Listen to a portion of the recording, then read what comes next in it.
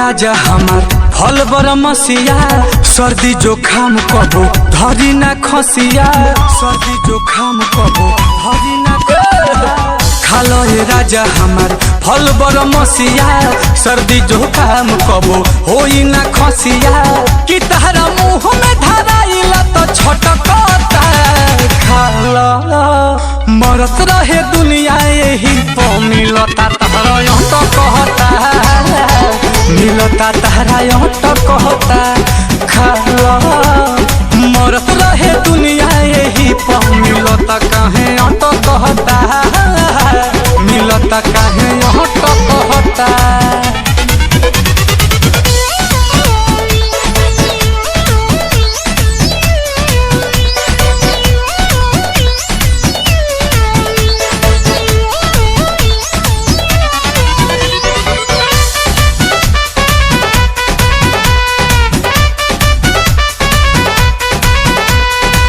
एही खातिर तोहरो चुअत रहे लार हो, रहे नहीं हरवा में परी कहू बिलार हो, रहे नहीं हरवा में परी कहू। एही खातिर नहीं खलोटिया तू देही पम मिला नहीं सता कहता, मिलता काहे हट कहता।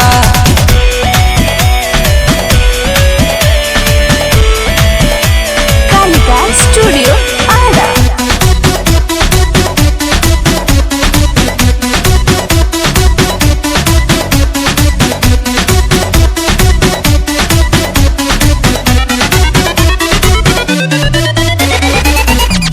बचावल हई नई हर के, इज्जत बचैनी पाठक रोहित अपना घर के।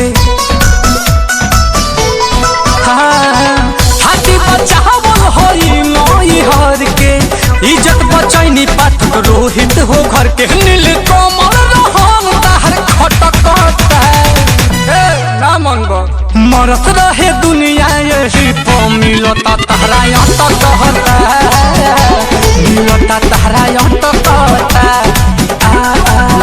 अरे मरत रहे दुनिया।